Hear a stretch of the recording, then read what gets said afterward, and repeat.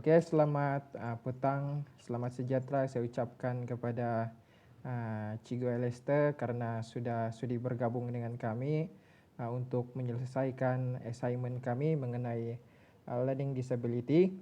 Jadi, uh, sebelum kami bermula, saya kenalkan nama saya Valisto Nimrod Mudin dengan nomor ID Matrix MS2205174111.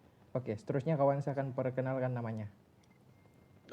Saya Muhammad Aiman bin Barain, ID Matrix MS 2210198991.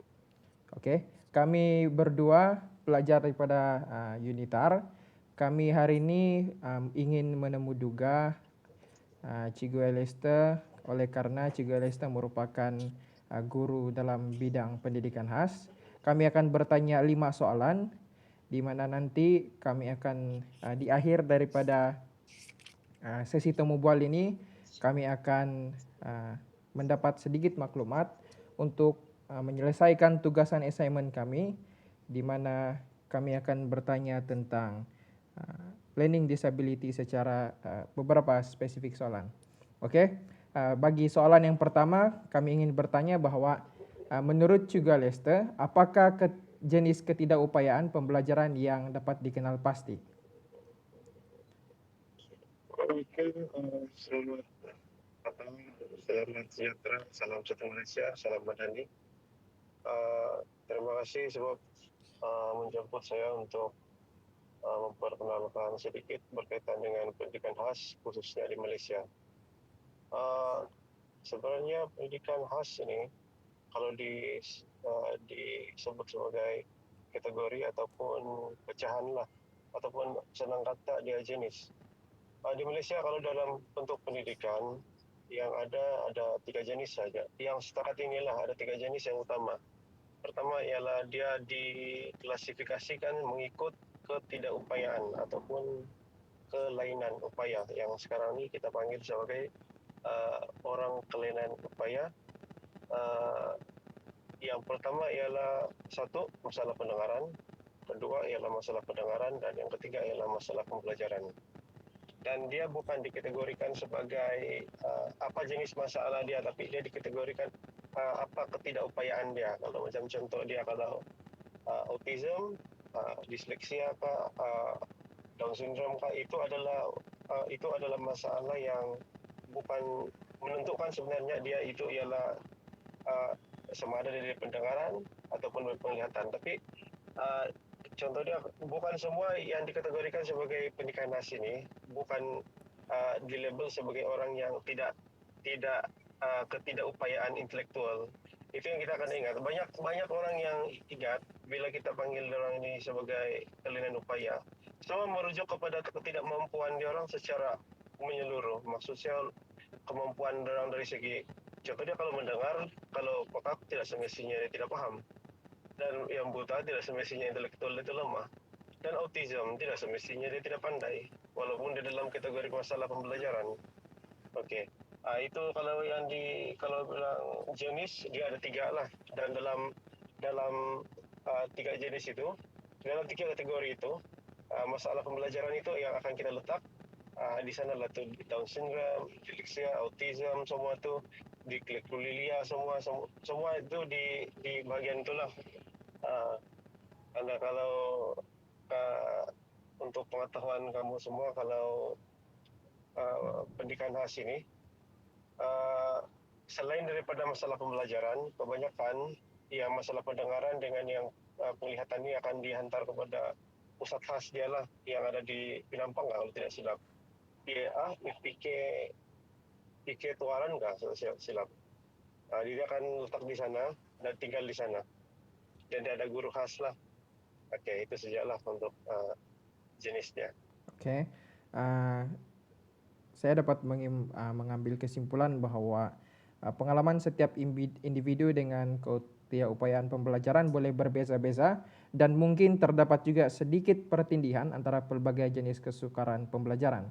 Oleh itu, untuk meneruskannya, soalan kedua adalah bagaimanakah guru ataupun ibu bapa dapat mengesan ketidakupayaan pembelajaran dan adakah terdapat ciri-ciri yang jelas yang ditunjukkan oleh pelajar tersebut? Oke. Yang pertama, dari segi fisikal luaran itu kita boleh tengok sama ada dari segi fisikal, macam sebut tadi, kalau penglihatan kita tahu mata dia lah kan, mungkin pendengaran mungkin kita boleh tengok daripada respon dia bila dia mendengar suatu bunyi. Dan untuk pembelajaran pula kita boleh tengok sama ada tingkah laku dia, respon dia, dan emosi dia. Itu antara salah satu indikator awal lah. Tapi tidak semestinya indikator awal ini akan menentukan dia orang itu pendidikan khas ataupun orang kelainan upaya. Dia menentukan dia orang ini apabila kalau kita dapati awal ada kelainan, okey, kita akan pergi jumpa dengan doktor. Biasa yang hanya doktor saja yang boleh mengesahkan yang dia orang ini mempunyai kelainan upaya, dan doktor juga yang akan mengesahkan apa masalah yang dia alami, begitu. Dia bukan bilang kita tahu dia macam dia hyper, tapi walaupun kita hyper, kita pergi Jabatan Kebajikan untuk dapatkan surat kad UKI itu, dia tidak akan bagi, sebab dia mesti memerlukan laporan ataupun tanda tangan doktor ataupun paling tidak laporan doktor. Yang kedua, bila kita di sekolah akan ada satu tahap di mana kita akan, kalau budak tu kita nampak dia ada kelainan. Ini contoh dia pembelajaran lah. Ini kategori pembelajaran. Kita nampak budak tu macam ada kelainan. So kita tidak boleh terus kita akan letak dia di pendidikan khas. Tidak, kita akan letak dia di bahagian pemulihan dahulu. Dia akan letak di pemulihan, dia akan tunggu sampai adanya program outreach. Program outreach ni dia akan kumpul semua pelajar-pelajar yang dikategorikan dalam pemulihan khas. Dan dia sudah masuk dalam kategori pemulihan khas, contoh dia pemulihan khas tegar lah. Contoh dia kemampuan dia dalam 3M. Contoh dia mengira membaca yang Linus Tegara, contoh dia Linus Tegara begitu. So nanti dari tahun 1 sampai tahun 3 dia orang akan masuk pemulihan dulu. Mana-mana yang lepas dia akan carry on lah untuk teruskan pembelajaran ikut aliran perdana. Mana-mana yang tidak lepas bila ikut outreach. Outreach ni akan dikendalikan sepenuhnya oleh doktor. Memang doktor saja yang boleh membuat menentukan sama ada pelajar itu layak atau tidak untuk dimasukkan sama ada di bahagian-bahagian kurikulum pendidikan khas lah. Jadi itu kaedah yang kedua lah. Dan yang ketiga tu biasa kita sendirilah bawa. Contoh dia kita akan bawa budak tu, kita akan bawa pergi jumpa doktor. Itu antara tiga lah. Itu antara tiga cara lah yang biasa orang buat lah. Kalau untuk di sekolah dia akan melalui outreach lah biasa dia, ataupun cadangan daripada guru, begitu. Tapi kebiasaannya amnya dia akan guna daripada pemulihan dulu lah. Dia tidak akan letak terus di pemulihan khas. Jadi dia akan letak terus di pendidikan khas. Ada tiga lah daripada awal, sebab dia boleh masuk prasekolah. So pendidikan khas dia bukan start daripada sekolah rendah saja, dia akan start juga di bahagian yang rendah di prasekolah begitu. Dia ada prasekolah pendidikan khas. Bukan terus-terus pergi pendidikan khas. Dia akan ada sekolah pendidikan khas. Dia prasekolah untuk pendidikan khas. Ada tiga lah. Ada peringkat awal, parent dapat kesan, akan dia jumpa doktor lah. Yang kedua tu bila dia sudah masuk sekolah, dia akan ikut pemulihan lah. Daripada pemulihan akan ikut outreach lah sampai tahun 3. Dan yang ketiga, yang last tu, kalau dia lebih umur ke apa sekalipun, lebih daripada tahun 3, dia boleh terus berjumpa dengan doktor ataupun pakar-pakar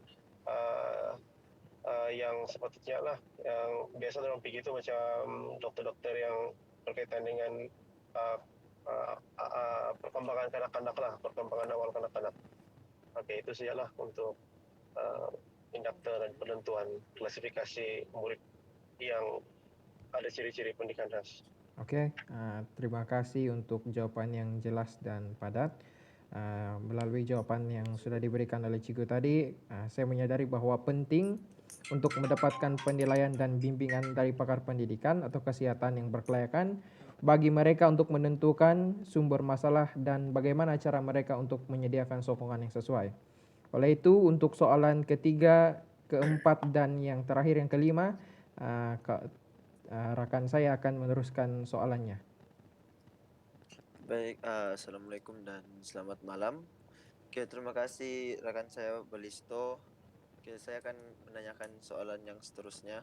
Untuk soalan yang ketiga, bagaimanakah pelajar itu mengatasi halangan dalam bilik darjah inklusif?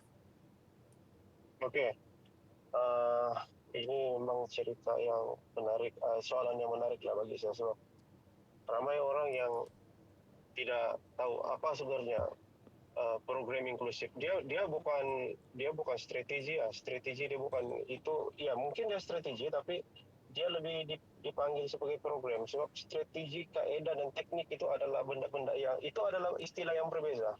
Karena ingat yang strategi ini dia adalah jangka masa panjang. Teknik ini adalah kaidah kita untuk menyelesaikan masalah itu, dan kaidah itu adalah apa bahan yang kita guna. Begitu. Sebenarnya adalah kaidah-kaidah dia. Jadi berbalik kepada soalan tadi, pasal inklusif ini dia salah satu antara satu strategi untuk inklusif ini ialah di mana pelajar akan diletakkan, murid pendidikan khas ini akan diletakkan belajar bersama-sama dengan murid-murid perdana mengikut jadual yang telah ditetapkan. Dan biasanya ada orang keliru. Dari cakap inklusif ini ada dua. Oke, inklusif ada dua. Pertama inklusif penuh, kedua inklusif separa. Inklusif penuh ini budak itu cuma berdaftar di bawah kelas pendidikan khas. Tapi sepenuh masa dia akan belajar dari PG perdana lah. Sampai macam saya sebut tadi. Murid-murid yang kalian upayani sebenarnya tidak semua yang tertumpu kepada kognitif ataupun kemampuan intelektual orang. Mungkin yang autis ini kita nampak saja begitu, tapi kalau kita bagi dia soalan lagi laju dia menjawab daripada budak, ada segelintir budak-budak perdana. Itu sebab adanya program inklusif supaya orang tidak ketinggalan. Maksudnya orang akan belajar mengikut aras dia orang.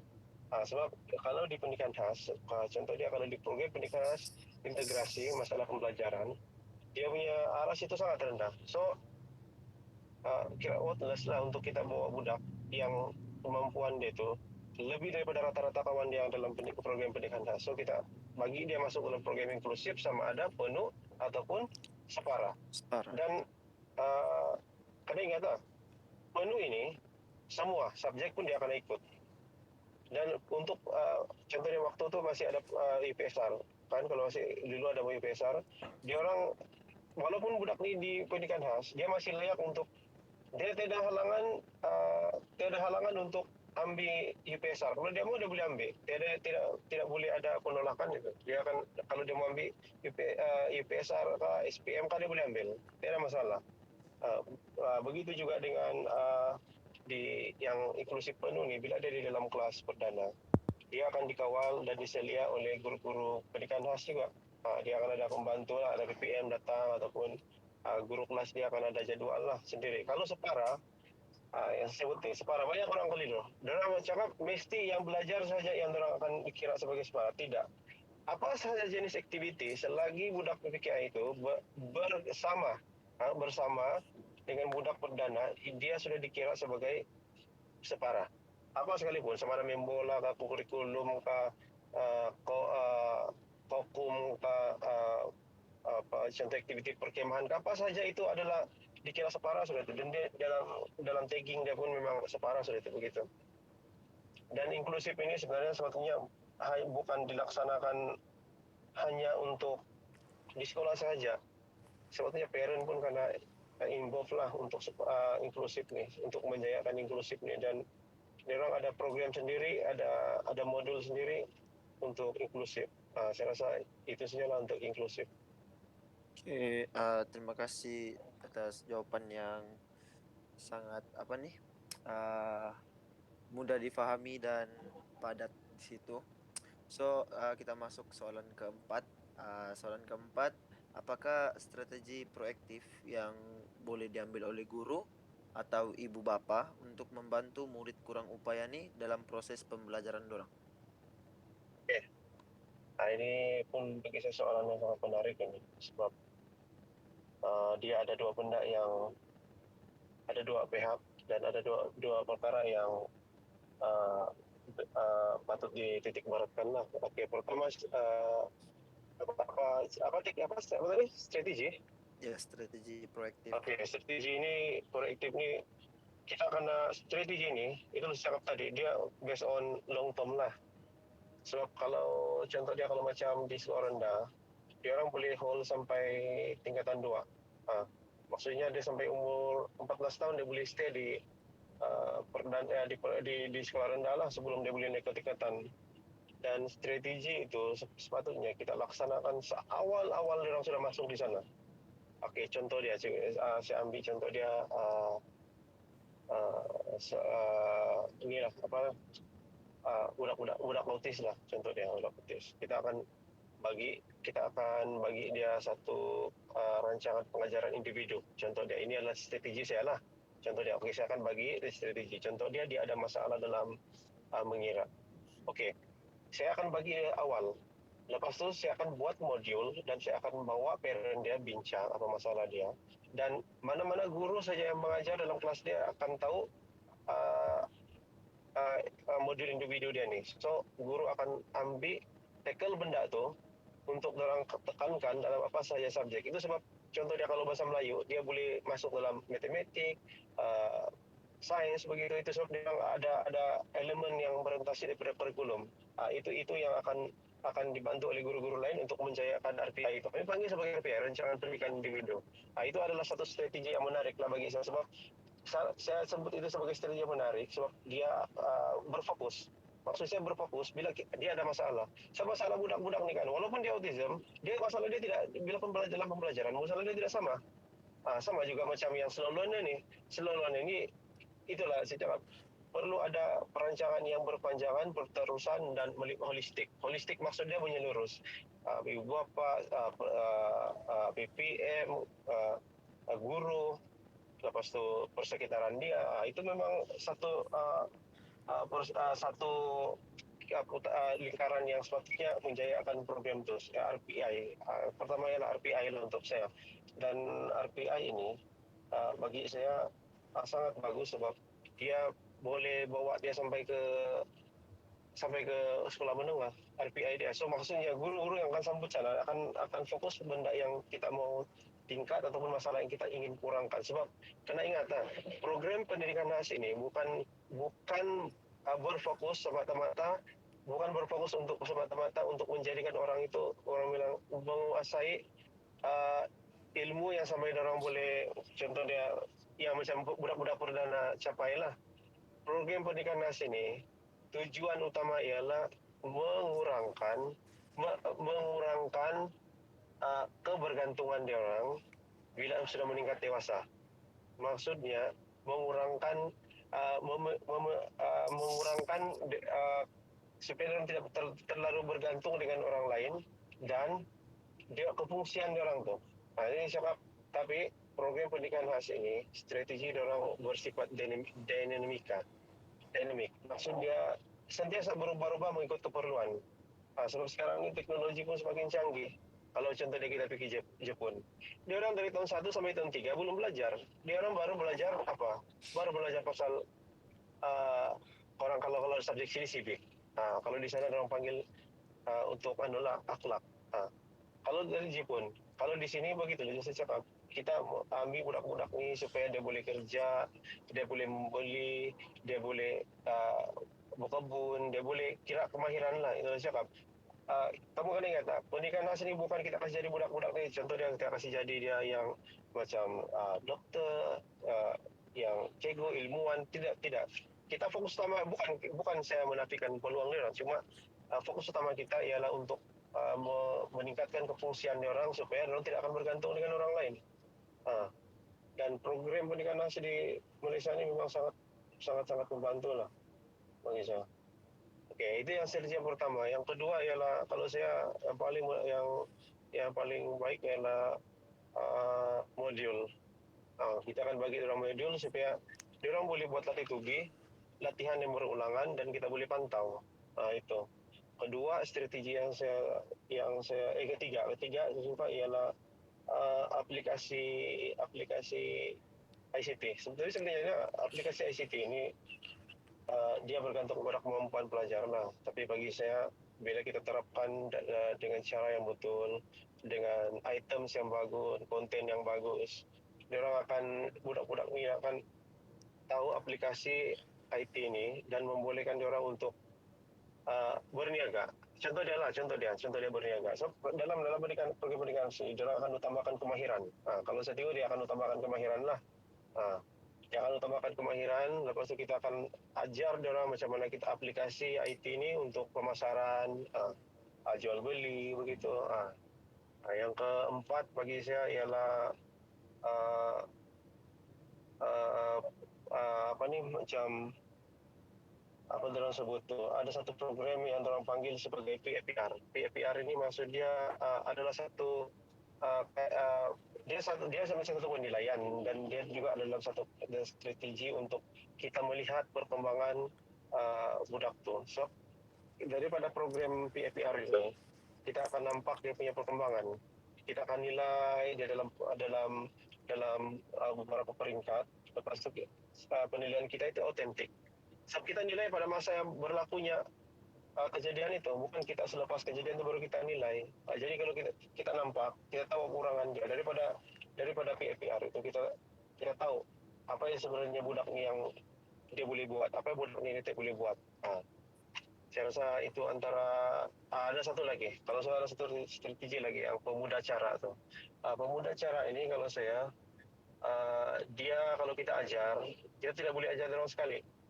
Kita akan ajar dalam bentuk kita akan pecahkan kemahiran itu. Okay, contoh dia kalau dalam pengurusan diri lah. Contoh dia kalau kita suruh orang lipat kain, saya tidak akan suruh orang terus ajar orang lipat kain. Kita akan ajar dia dulu kaedah dia. Baru dia orang boleh buat sikit, lepas tu beralih lagi benda yang lebih susah. Begitu. Kita tidak boleh bila kita ajar begitu, budak akan cepat jemu. Kalau kita akan ajar terus macam perdana, dia akan cepat jemu dan dia tidak akan belajar lah. Saya rasa banyak sudah itu sih lah untuk strategi. Oke, terima kasih Cikgu Lester. Dari jawaban tersebut kita dapat tahu lah terdapat banyak strategi yang dibuat oleh guru untuk banyak membantu lagi yang kurang upaya ini lah. So kita tahu memang banyak lagi. So kita akan masuk ke soalan yang terakhir, yaitu soalan kelima. So bagaimana cara untuk memberikan semangat bagi murid yang kurang upaya ini untuk terus tekun belajar? Kalau saya ini adalah tanggung jawab bersama dan kesadaran, itulah kenapa adanya pendidikan khas. Pendidikan khas ini kadang-kadang kan kalau sebelum ni kalau kita nampak sih orang yang lain-lain sikit, terus kita ada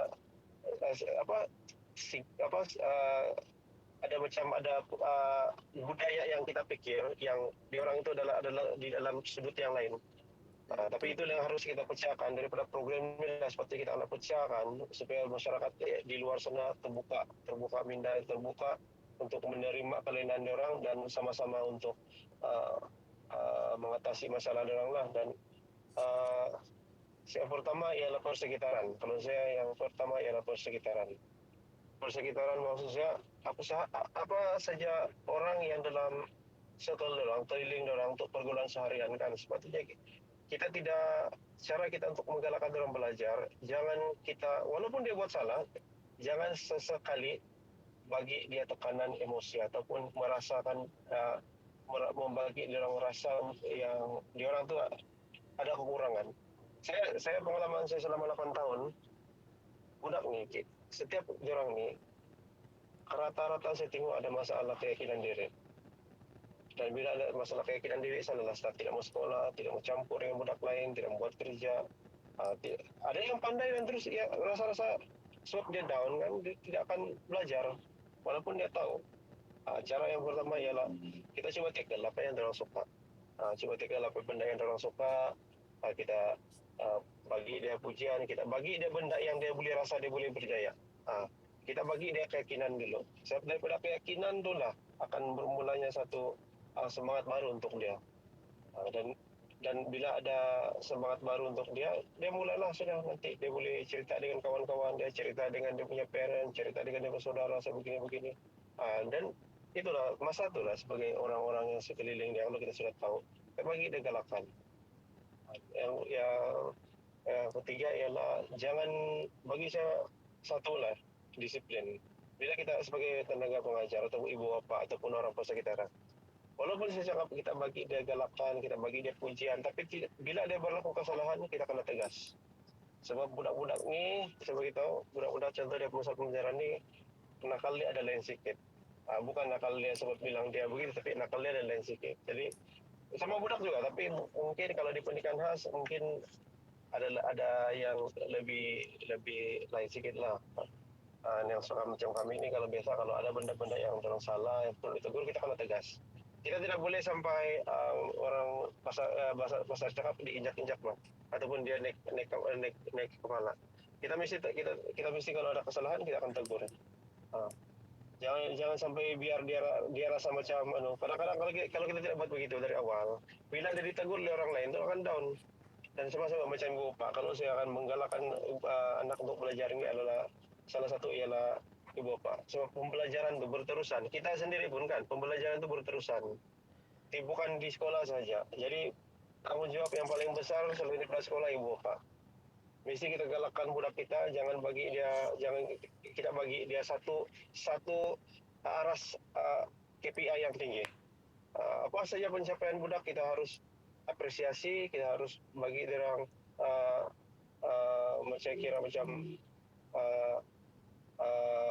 kira macam santunan lah. Biasa kita buat begitu. Supaya budak habis saya tengok rata-rata budak-budak PKI ini kan, dia punya level confidence sangat rendah. Jadi apa saja yang boleh kita bagi dalam perjaya, kita coba bagi. Itulah satu galakan belajar lah. Dan yang ketiga ialah kita bagi benda-benda yang mudah, yang orang boleh berjaya, yang orang boleh merasa kejayaan. Itu sangat penting. Dan kalau keempat, yang terakhir kali ialah soal aplikasi ICT lah. Macam contoh dia, kalau saya mengajar kadang-kadang saya akan bagi dia orang kuis Kahoot, begitu. Supaya orang tidak akan rasa bosan. Kalau balik-balik kita bagi mewarna. Bagus. Di rumah bisa mewarna kalau begitu. Tapi habis sekolah. Jadi kita mesti ada kepelbagaian lah. Kadang-kadang kita buat orang pergi luar. Kita walaupun kita mengajar matematik sebenarnya kan, kita boleh buat di luar. Kita kumpul bola. Okey. Sini kita kumpul 3, sini kita kumpul 4. Itulah teknik. Itu baru dipanggil sebagai teknik. Itu yang akan menggalakkan orang untuk belajar. Okey, saya rasa itu sajalah. Oke, terima kasih Cikgu Lester. Saya dapat tahu melalui jawaban tu kita perlu support each other lah. Kita tahu orang pun tidak diminta untuk dilahirkan begitu. Kita mesti sentiasa bagi semangat apa semua. Jangan bagi orang down lah. Oke, saya akan pas kepada rakan saya Balisto untuk akhir sesi ini. Oke, terima kasih untuk rekan saya si Imon dan juga Cikgu Elista atas temu bual yang sudah dijalankan saat ini. Secara kesimpulannya, kami berdua dapat melihat bahawa penglibatan ibu bapa dan juga komuniti, terutama juga sekolah, dalam memberikan sokongan kepada murid adalah penting bagi memastikan kemajuan mereka dan juga bagi memastikan kerjasama yang terbaik dapat diberikan untuk menyediakan sokongan yang holistik. Jadi dengan memberikan semangat yang berterusan dan juga sokongan, saya pasti dan juga yakin murid kurang upaya dapat merasa dihargai, diterima dan dipacu untuk mencapai potensi mereka sebenar dalam proses pembelajaran. Sekali lagi saya ucapkan ribuan terima kasih kepada Cikgu Elista yang sudah sudi menyempatkan waktunya untuk sama-sama berkongsi. Insya Allah kami ambil kalau ada nanti. Jadi kalau begitu itu saja daripada kami berdua. Terima kasih. Sampai jumpa lagi. Terima kasih Cikgu.